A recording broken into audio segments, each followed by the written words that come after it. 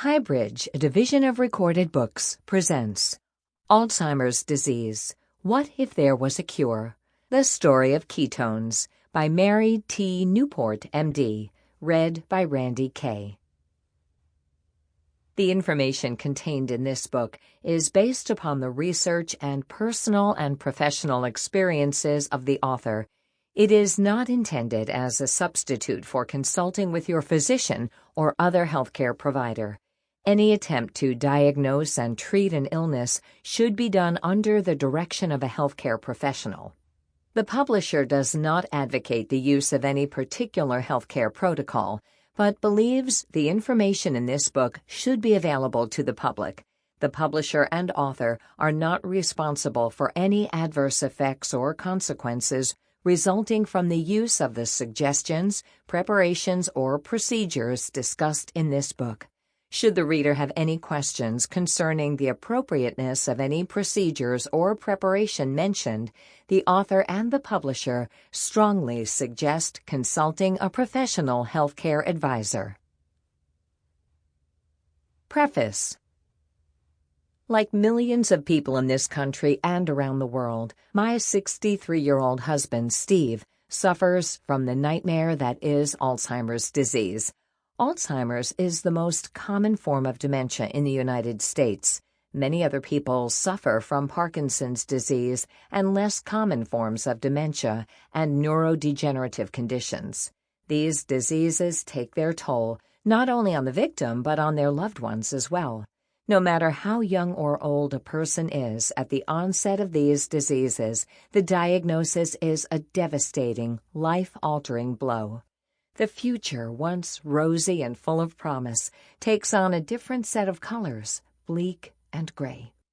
How sad and cruel is the disease process known as dementia, that so many people finish out their lives without memories of what they have accomplished, unable to recognize the people they loved and who loved them, and finally unable to remember how to perform the simplest physical maneuver such as standing up and sitting down. How sad and cruel that people have to watch their beloved spouse or parent slowly slip away in this manner and then worry that they will suffer the same fate.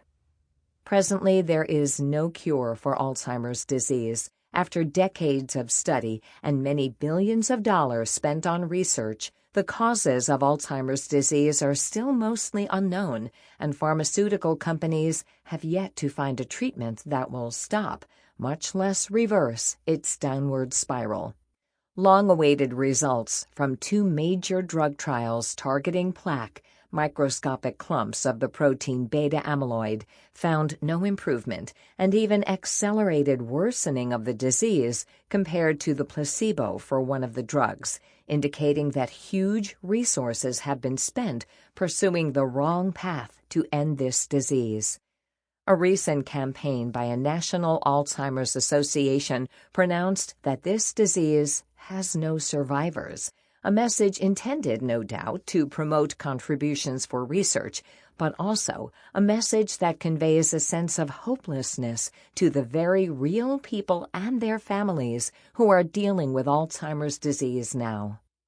In March 2009, Steve and I attended a conference presented by this organization in Washington, D.C., where they proudly announced the good news that a cure is on the horizon, probably within 5 years.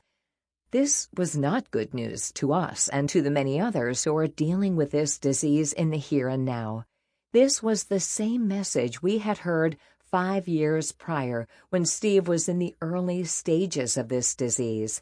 At that time, we were so very hopeful that if he took his special medications to slow the decline of the disease, he would survive in a meaningful way, long enough to enjoy the benefits of the promised cure. When you are a relatively young couple, such as us, it is quite a shock when it becomes apparent that we will not get to enjoy the golden years of retirement that most people look forward to. Like many others contending with the disease, we often talk about the fact that if Steve could just stay the way he is now, we could still live with this disease. The cold reality is that neurodegenerative diseases such as Alzheimer's are relentless, and hope fades with each passing year until it is finally extinguished. We cannot wait 5 more years because we don't have 5 more years. This book is about ketones, tiny molecules of organic fuel that have been around since the beginning of life on this planet and have ensured our survival as a species. These are molecules of hope for those suffering with Alzheimer's and other degenerative brain diseases. A drinkable form of ketones can be made now in the National Institutes of Health lab of Richard Veitch, MD, Doctor of Philosophy, a world-renowned researcher who has been working with ketones for decades. This ketone ester has passed human toxicity testing and is now designated generally recognized as safe, GRAS, by the Food and Drug Administration, FDA. Sadly, competition is fierce for research dollars, and the money to fund human clinical trials of this ketone ester has not come through as of this writing. As it often does, politics has gotten in the way of true progress. My primary goal in writing this book is to draw attention to the existence of ketone ester, get the mass production of ketone ester funded, and get clinical trials of ketone ester on the fast track toward FDA approval. I hope this book will increase awareness in such a way that the powers that be can no longer overlook ketone ester and will be pushed to fund its production. I also hope that an explosion of ketone research will occur. For those dealing with dementia and other neurodegenerative diseases, this cannot happen soon enough. Since the first edition, progress has been made in greatly reducing the cost of ketone ester. Thus, mass production could become a reality in the near future. Despite their strong disapproval of medical foods, which do not require the same level of testing as drugs, the Alzheimer's Association should be commended for funding research at the University of South Florida, Tampa, to look at the effects of caloric restriction, a ketogenic diet with coconut oil, and the ketone ester on outcome in mouse models of Alzheimer's disease. When animal studies produce positive results, funding of expensive human clinical trials is much more likely to come through. Since the first edition, there is strong laboratory evidence that medium-chain fatty acids do, in fact, provide fuel to make the energy molecule adenosine triphosphate, ATP, in brain cells, above and beyond conversion to ketones in the liver. This could explain why many people with Alzheimer's and other dementias improve even with low levels of ketones circulating. Experiments have also shown that infection and inflammation can slow down the metabolism of ketones, which could explain why some people don't appear to respond to consuming coconut and medium-chain triglyceride oils, and why setbacks might occur while on ketone therapy. We need this miracle now, but it is not here yet. While we are waiting, we can take advantage of a metabolic miracle that occurs in our bodies when we eat certain foods that contain medium-chain fatty acids. These fats, found primarily in coconut and palm kernel oils, are converted in the liver to ketones, which can be used by the brain and most other organs as fuel. The levels of ketones we can expect from consuming these fats are relatively low compared to the lab-made ketone ester. However, many people can expect a reprieve from the downward spiral of this disease. This reprieve may come in the form of improved memory, a return of personality and sense of humor, greater social interaction, resumption of daily activities, and/or relief from certain physical symptoms. These effects are very real and very meaningful, not only to the people suffering from the disease, but also to their caregivers and other loved ones who are suffering with them. For many people, the difference after beginning this dietary intervention is readily apparent and can even be dramatic, as it was in my husband's case. For others, the reprieve may come in the form of stabilization rather than obvious improvement. For this reason, I encourage caregivers to keep a journal so that several months later they can look back to decide if this dietary intervention is helping to at least stall the disease process. How long we can expect this reprieve to last is uncertain since this discovery is so new. At the time of this writing, it has been nearly 5 years since we found and instituted this dietary intervention for Steve. He has often told me that the light bulb came back on the day he started consuming medium-chain fatty acids. Some of the changes were fairly obvious during the first few days, and others took many months to become apparent. Following the dietary intervention in May 2008, Steve's depression lifted and he became happy and hopeful for the future once again. His personality and sense of humor returned to that of the sweet husband I had years ago before all this happened. 9 months into the dietary intervention, his ability to stay on task improved to the point that he was able to take on a volunteer job at the hospital where I work. His short-term and recent memory also improved considerably over the first year, as did his scores on cognitive testing and the activities of daily living test. A magnetic resonance image, MRI, showed considerable shrinkage in Steve's brain before we began this dietary intervention, meaning that much of his brain tissue has died. So we know there are limits to how much improvement we can expect. In April 2010, 2 years into this intervention, his MRI was reported as stable. Nearly 5 years later, in 2013, he is still sociable, in a good mood, laughs, and is capable of making jokes. He no longer has any of the physical symptoms that were affecting him before the dietary intervention, such as tremors, a weird gait, an inability to run, a visual disturbance that interfered with reading, and sudden episodes of faintness. The nearly 5-year journey with ketone therapy has not been free of some serious bumps. Steve has had several significant setbacks related to infections and adverse effects of medications, detailed later in Part 1.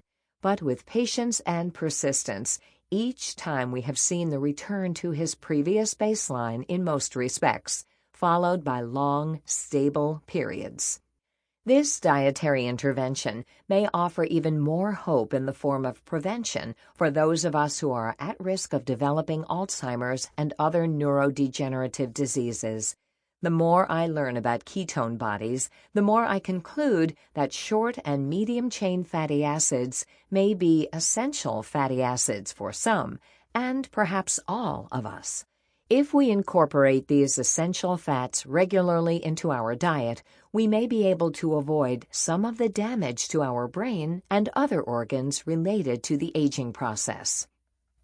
After Steve improved in response to medium-chain fatty acids, I made considerable effort to get the leaders of a national Alzheimer's organization and the Alzheimer's study group to investigate this and make the public aware of it. I was told that extensive clinical trials are needed before they would go out on a limb to help get the message out. One group even took measures to suppress my efforts to get this message out. All this will be recounted in detail in this book. Clinical trials can take as long as 15 years from conception until the drug finally obtains FDA approval. Most of those currently suffering from Alzheimer's disease don't have years to wait. They may not be with us in 5 or even 3 years. Oils and other foods with medium-chain fatty acids are not dangerous drugs. They are foods that have been consumed on a regular basis for millennia or longer in other parts of the world where people first evolved as a species. These are foods that are available on the shelf in nearly every natural food store and many grocery stores. We can take advantage right now of the metabolic miracle that happens when we eat foods with medium-chain fatty acids to try to get a reprieve from the nightmare that is Alzheimer's. I don't know how long this reprieve will last, or even if it will happen for you and your loved ones. But what do you have to lose? Introduction. More than 5.4 million Americans are believed to have Alzheimer's disease, a degenerative brain disease that affects 1 in 8 older Americans. The number of people with Alzheimer's doubles roughly for each 5-year interval over age 65, so that people who live beyond 85 years of age have a nearly 50-50 chance of developing the disease. As the generation of baby boomers reaches their mid-60s and beyond, unless a medical breakthrough identifies ways to prevent or treat the disease, by 2050, the number of Alzheimer's victims is predicted to triple to a staggering 15 million people in the United States alone and over 100 million worldwide. According to the 2012 Alzheimer's Disease Facts and Figures report compiled by the Alzheimer's Association, this disease is the 6th leading cause of death overall in the United States and the 5th leading cause for people over age 65.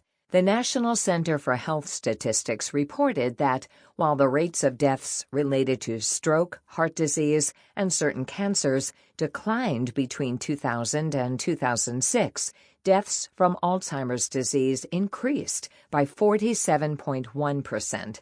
It is the only cause of death among the top 10 in the United States that cannot be prevented, cured, or even slowed.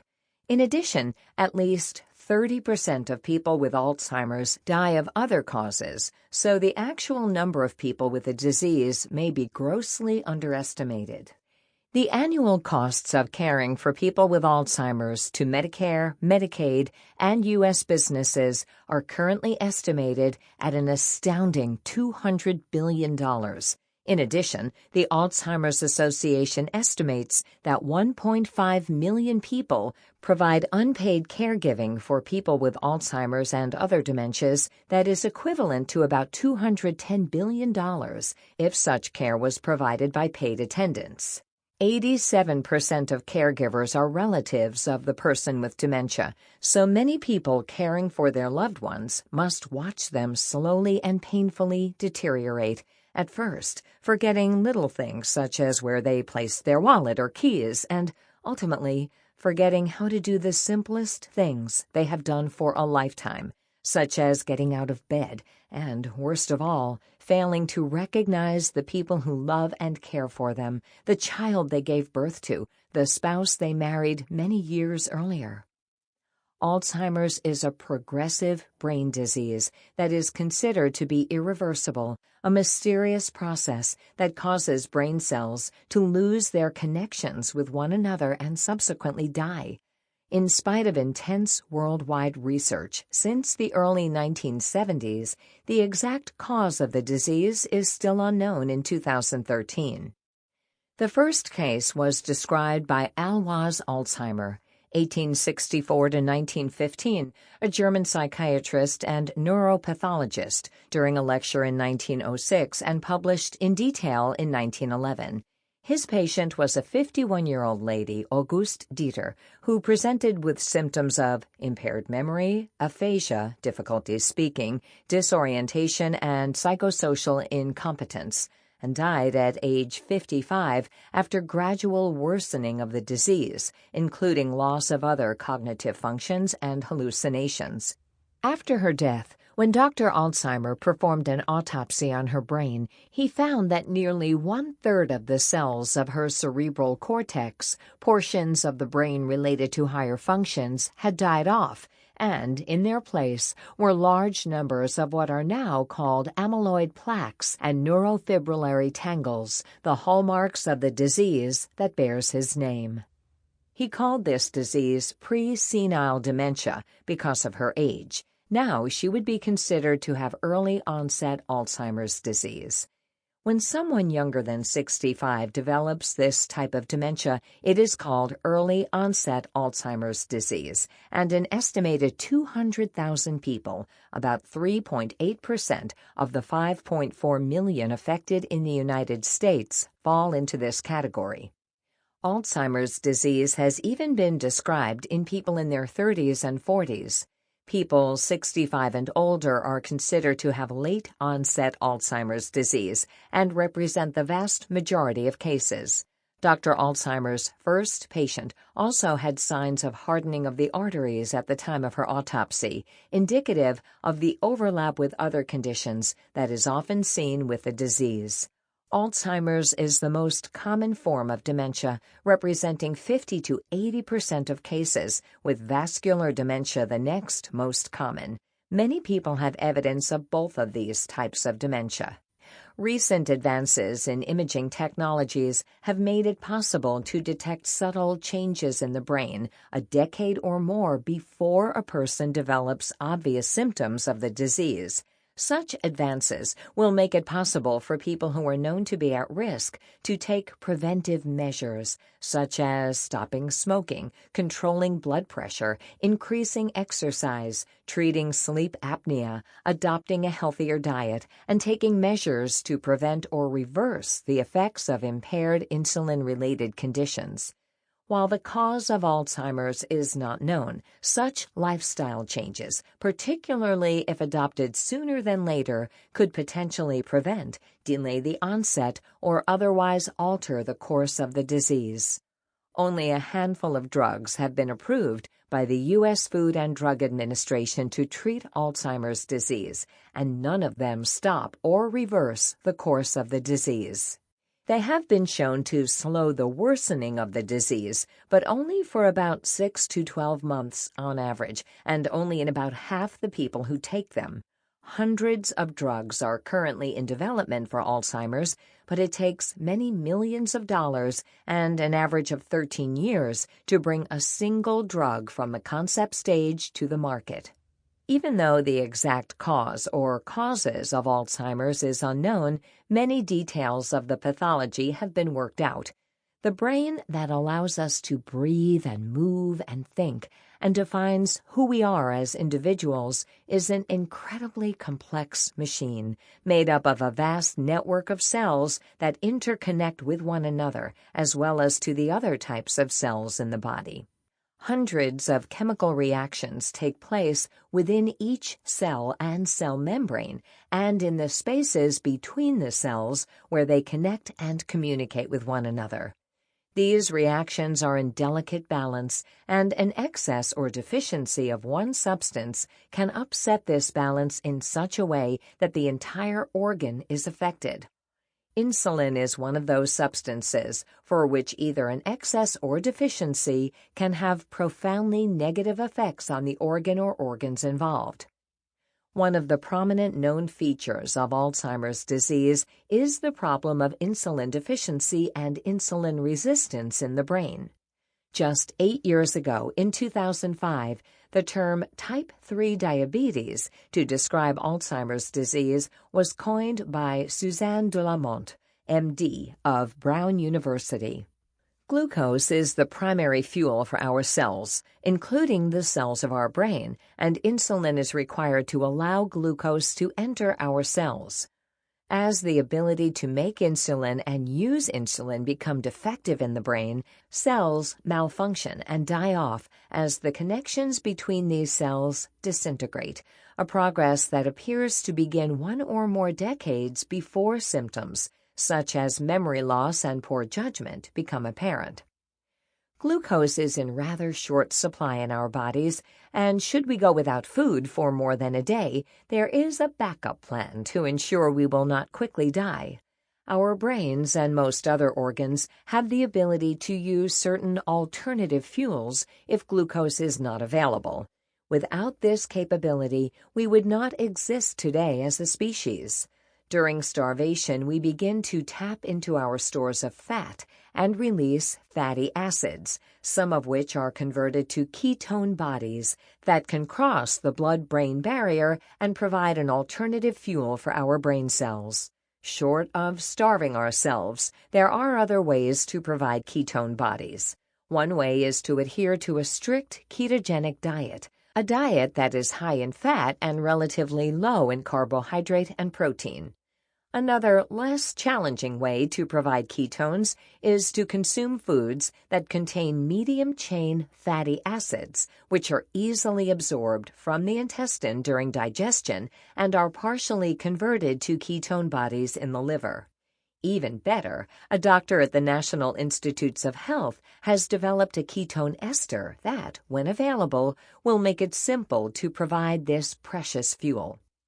What all of this means for someone with Alzheimer's disease or any number of other diseases that involve insulin deficiency and insulin resistance is that a simple dietary intervention could bypass this fundamental problem and provide fuel to energy-starved cells, thereby keeping the brain alive and functioning. My husband, Steve Newport, has early-onset Alzheimer's disease. We were living with this disease for nearly 7 years, and hope was fading when everything turned around. Since our lives changed for the better in May 2008, when Steve began consuming medium-chain fatty acids, I have communicated with a multitude of people dealing with Alzheimer's and other neurodegenerative diseases. One of the most distressing comments I have heard is that, upon relaying a diagnosis of probable Alzheimer's disease, some physicians will tell the person and his or her family that nothing can be done, that they should go home and have a good life. Too many people take this kind of advice at face value and truly believe that there is nothing they can do. So they go home and cope the best they can with what appears to be a hopeless situation, a situation that is anything but good. At the opposite extreme, knowing that doctors are human and don't have all the answers, I can say this because I am a doctor, there are people who refuse to accept a course of action that involves giving up. I am one of those people. The Internet makes it possible to look for answers to this complex disease, and I know of many people, some with no previous background in the sciences, who spend hours on the Internet nearly every day trying to learn whatever they can to help their loved one. Were it not for the Internet, I wouldn't be writing this book. It was the perfect storm of my background as a physician, specifically one who cares for premature infants, having a husband with Alzheimer's, and a chance encounter with a press release on the Internet that led me to the discovery that changed our lives. This is our story and the story of ketones. Part 1. Falling into the Alzheimer's abyss and climbing out. 1. Steve before the fall. Steve is the love of my life. We have known each other for nearly 45 years and have been married for 41. For the first 3 decades, when I thought about our future, I always pictured that we would live long, full lives and grow very old together. Alzheimer's disease changed all of that, and much sooner than I would ever have expected. We met in 1968 when he was 18 years old, a freshman at Xavier University in Cincinnati, Ohio, and I was 16 years old, a high school junior, on a snowy evening in the parking lot of Good Samaritan Hospital. He was working full-time on the evening shift in the housekeeping department to pay for college and was the first member of his family to graduate from college, receiving a Bachelor of Science and Business Administration, BSBA, in accounting.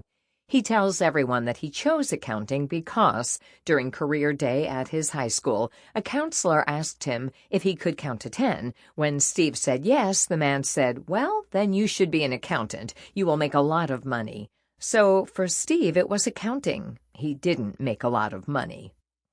I grew up in a middle-class family in a suburb of Cincinnati, the oldest of 5 girls. My father was a machinist and roundhouse foreman for the Baltimore and Ohio Railroad, eventually Chessie System, while my mother stayed home with the children. I first thought of becoming a doctor when I was 10 years old, after spending a night in that same hospital with a broken arm and making rounds on all the other children on the wing to find out why they were there.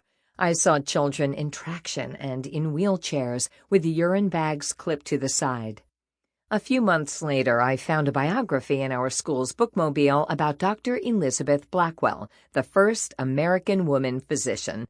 Until then, I did not know women could be doctors, and after that, I knew what I wanted to do with my life. The peaceful early years. At the point in time that Steve and I met, I was working on the pediatric unit as a part-time nurse's aide after school and on weekends. I was very pleased to have such a job that would give me the opportunity to make sure that... Sample complete. Ready to continue?